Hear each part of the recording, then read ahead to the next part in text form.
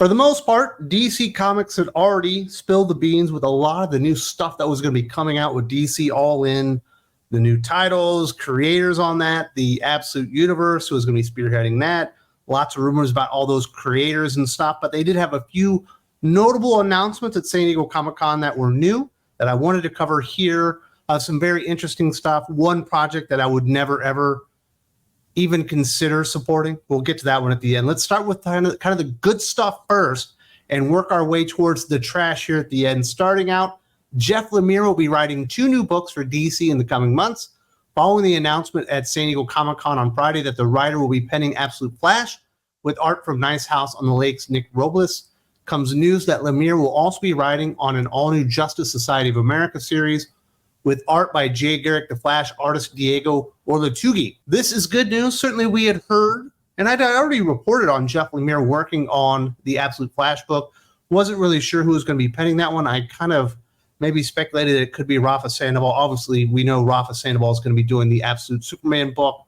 Nick Robles, perfectly good artist. I don't really remember him doing a whole lot of superhero work. I'm sure that he has, but nothing that's really stood out in my mind. But, you know, Jeff Lemire is more than just like a solid hand. He's a premier writer. You know, he's got projects that have been adapted to Netflix and stuff like that with his indie work. He's got the Black Hammer universe. He also did all the Bloodshot stuff in the Valiant universe that I thought was good, obviously, before they sold off to the Chinese and the Valiant universe went to crap. But he was doing a lot of really cool stuff by then. He's got a really cool Swamp Thing run from DC Comics, and now he's finally returning. And I think this is absolutely great news for DC Comics as a publisher, but certainly DC Comics fans, that there's another writer out there that you can actually trust is going to deliver really good books, you know, besides, you know, Josh Williamson, who I don't know if you can trust he's going to do really good, but they'll be perfectly fine at the worst. You know, I think Jeremy Adams is always going to put out really good books. Jeff Lemire returning, really big deal on Absolute Flash. That's really cool stuff.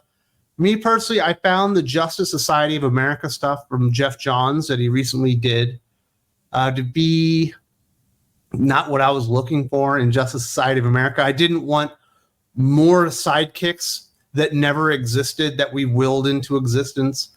Although I do like the Judy Garrick stuff that Jeremy Adams obviously was able to take and work with, and certainly he's getting the artist Diego Orlatugi, who's really cool. He's got a manga-inspired flair to his art, but it certainly fits DC Comics heroes. I think that's a really good fit there. Hopefully, Jeff Lemire leans more into like Justice Society of America and those heroes and is less reliant on just introducing a bunch of stuff that supposedly happened 40 years ago. And it's like, why are you even doing this? You're introducing stuff that nobody is really investing in because this is stuff that happened, you know, so long in the past. Like, who cares at this point? I'm hoping we get more of a focus on Justice Society of America.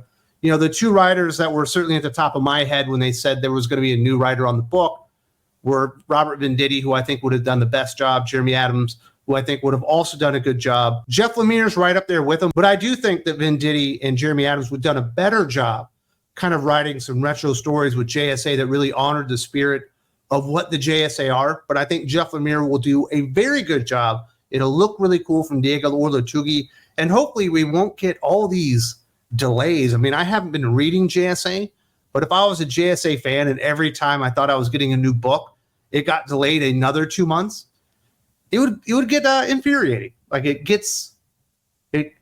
kind of piles up on you where you're like, man, this is really frustrating, to where when you finally get to the back of the book, you're like, I don't even remember where we were. I need to go back and read the previous issues. Obviously, Jeff Johns has stepped away from DC Comics, is working at Ghost Machine full time. You know, and I'm happy for that. As much as I like Jeff Johns over at DC, I like new ideas and I like new things that are cool. And I certainly think Red Coat and Rook Exodus especially, and certainly Geiger are all doing that. We've got the Hyde Street stuff coming in the not too distant future. And I think Jeff Johns moving over there, maybe being able to keep his stuff on schedule, which he hasn't had any delays yet, you know, is a good thing. And there's premier artists over there. But this is something that I think a lot of JSA fans will be excited about. This is a writer that you can trust. And these are the type of people that DC need to be going out and bringing back. Established talent that they've worked with that actually know how to write these stories, can move the needle a bit and maybe earn some of that trust that seems to have been worn off by DC Comics fans. So I think that's a really good choice. Certainly the best news that was announced out of San Diego Comic-Con as far as stuff we didn't know already. Jeff Lemire on Absolute Flash. Yes, I'll definitely check that one out. Jeff Lemire on JSA. I'll check that out as well. Next up, writer Ram V is currently finishing up his run on Detective Comics. Now we know what his next project will be, a revival of Jack Kirby's New Gods, which will be launching at the end of the year. The new series will be drawn by one of Detective Comics' collaborators, too, Evan Cagle, who has provided the splendidly gothic covers for that series, will be the interior artist on the new ongoing series, simply titled The New Gods. The series is tied into DC's recently announced DC All-In initiative and will include classic characters such as Light Ray, Highfather, Mr. Miracle, and Big Barda. They haven't been doing too much with the New Gods as of late, but we do know Darkseid is returning and is going to be the big bad at the end of Absolute Power, not only for the DC Prime universe, but it's also going to be the big bad for the Absolute universe as well. So we're going to need some New Gods type of stuff.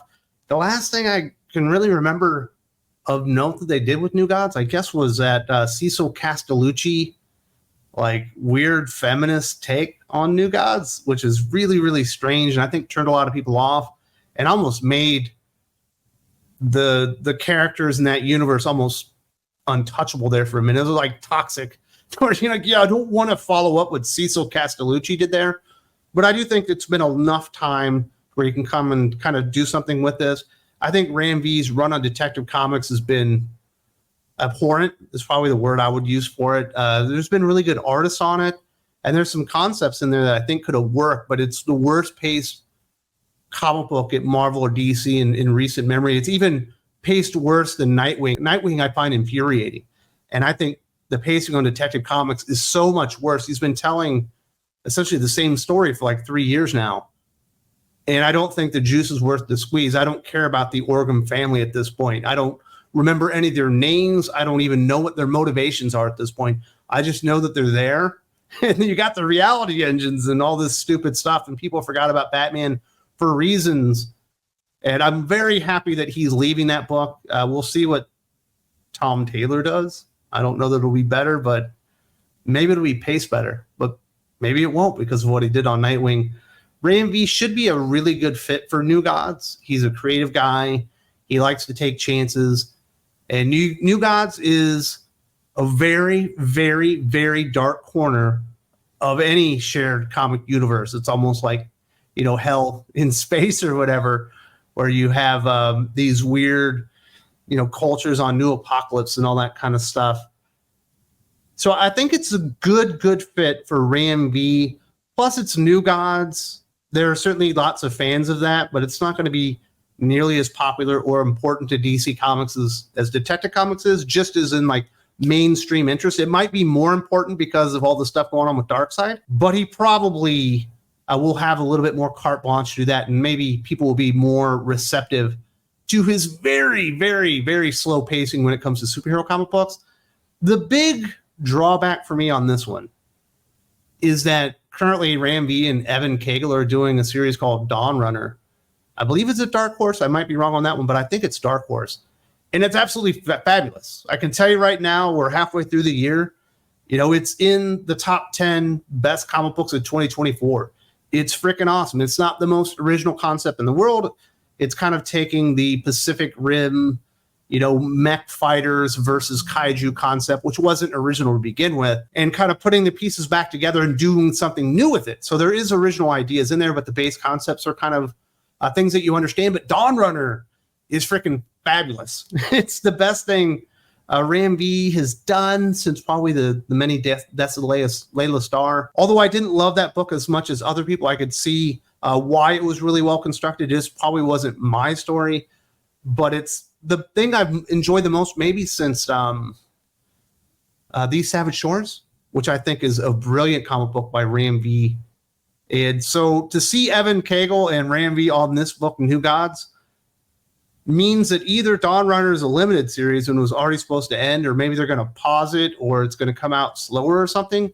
And I find that like distressing because I would rather have the new thing that's actually interesting, that Ram V is kind of building from the ground up, that he has a lot of passion for, than him coming to DC Comics and working on something that he likely doesn't have a lot of passion for, which he certainly didn't with Detective Comics.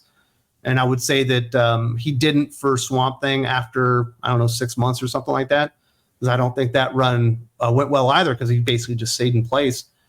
So if this means the death of Dawn Runner or major delays in Dawn Runner so we can get this New Gods book, that pisses me off. As a DC fan, I guess you should be happy.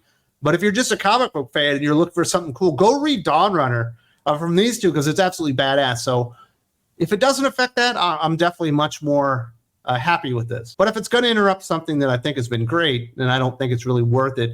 But that's the other big news out there. Ram V is DC all in doing New Gods, which should be important because of the dark side, cloud hanging over both universes in DC Comics. Also announced a new Absolute Green Lantern series held by Al Ewing and Janoy Lindsay. According to Absolute Universe showrunner Scott Snyder, it's a complete reimagining of the property, as good as Immortal Hulk and the best things Ewing has ever done. As for what fans can expect out of the series will be a first contact story, and characters who have been named to be in the series so far are John Stewart, Hal Jordan, and Far Sector's Jojo Mullen's fine ass. Though the series is a reimagining, the series will stay true to the idea that folks turn to willpower to bring light into the darkness. Certainly, we've already talked about Al Ewing on Absolute Green Lantern. Finally, it's actually confirmed here with Janoy Lindsay on art. I've already seen a reimagining of Green Lantern. It was called Green Lantern Earth 1. I think there was 2 volumes of it, and it's pretty good. But I don't want to see it built up from scratch again. And I certainly don't think that Jojo Mullen's fine ass should be one of the main characters. I understand. Well, I don't understand, but I realize, how's that? I can comprehend and understand what they want to do, that they want Jojo Mullins to be like a big, cool, important character in DC Comics, but it's probably not going to happen because she has a really stupid look in a team and a core full of awesome looking characters. She just looks dumb because of those fucking glasses and her haircut. She just doesn't look cool in comparison to Jessica Cruz or Hal Jordan or Kyle Rayner or Guy Gardner or John Stewart or even Simon Baz and all these really good characters. She certainly doesn't look cool versus Kilowog. So I don't understand the insistence of it. They insist upon Jojo Mullins being a thing, and she's not a thing. If she was going to be a thing, it would have happened by now, because they pushed her enough and tried to make her the best thing, where they called her the multiverse's greatest detective to do Batman, and she's more powerful than Howard Jordan in certain stories and stuff like that, and nobody cares. You just kind of go, God, I wish this character would go away. Obviously, John Stewart and Howard Jordan are really good choices, and I imagine we're going to see some other Lanterns in there. Certainly, we're going to see like Kilowog and some of the other alien Lanterns as well. Hopefully, we'll get some Chip action in there, but this story has essentially already been done, and it's already been done well. And Scott Snyder talking about this is as good as Immortal Hulk and all the other things that Al Ewing has done good. Like, he's kind of only got Immortal Hulk on the resume as a popular book. It's the most successful thing that he's ever done, and it was very, very successful, and it's really, really good up until a point, up to about issue 23, 24, somewhere around there. Don't make it to 25. You will regret it. But other than that, he's got some good ideas here and there, but I think he's pretty average at best. So I don't know if this is going to be great. If he's going to do something awesome at DC Comics, though, I will fully admit this. Al Ewing's going to be successful at DC Comics. It's going to be on something like a Green Lantern. It's in his wheelhouse. He likes cosmic stories. He can take some chances and do some things with those characters and visit some places that haven't been discovered yet, and probably have some fun there. And obviously, he's going to be rebuilding the Green Lantern Corps from the bottom up. I imagine we're still going to get the Guardians of Oa and all that stuff. But it does feel like the description is Green Lantern Earth 1. It's like, is he going to do it better than that? I have doubts. Let's put it that way. But it is something I will read. Like, Al Ewing is certainly not anywhere close to my do not read list. He's on the list of stuff I check out. Janoy Lindsay, if it was supposed to be a popular book, they would have put a better artist on it. So let's put it that way.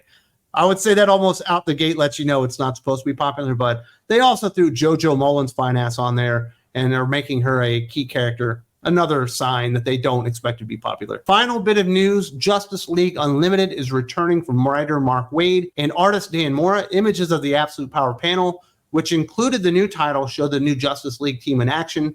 Batman appears to have a powerful super suit and is joined by Wonder Woman and Superman. Other heroes shown in the art include Green Lantern and Star Sapphire, Black Lightning, The Flash, and Captain Atom. Also included in the artwork for the series is Darkseid, who will likely serve as the villain of Justice League Unlimited, and it appears Darkseid will serve as the villain of everything. But when it comes to Justice League Unlimited from Mark Waid, not in a million fucking years would I ever touch this comic book. I don't care that it's illustrated by Dan Mora. You could put my favorite artist on this book. It could be illustrated by Stephen fucking Bissett, who had the greatest illustrated comic book in the history of the world, and I wouldn't check it out. Fuck that guy. That's all I got to say about that one. If Mark Waid is on the cover or associated with the project in any way, that lets me know I will not support the project. Now, I'm not telling you what to do. If you're excited for Justice League Unlimited, I'm very happy for you. But not with a 10-foot pole. I wouldn't touch this comic book with Doc's dick. That's how I feel about that one. And that is your conclusion, I guess, of the DC Comics San Diego Comic-Con news that's out there. We do have some more information on Absolute Superman and a few other characters out there that I will dive into later in the week, but I did have some issues going on this week, so it might actually come out next week because I'm terribly backed up with projects and things that I need to cover here. But that is that. If you appreciate what we're doing here on Think Critical YouTube, providing the news, context, going through all the data analysis, worst of the week and all that kind of stuff, and you would like to support our mission, you need to go over to Think Critical Patreon, where you get more coverage of stuff like that in the form of awesome podcasts with your favorite guests, including Doc, Aaron Sparrow, Jim from Weird Science, 32 Flavor Nick Weiser, and we got a couple more things coming up in the near future. If you would like to check that out, there's a link in the video description.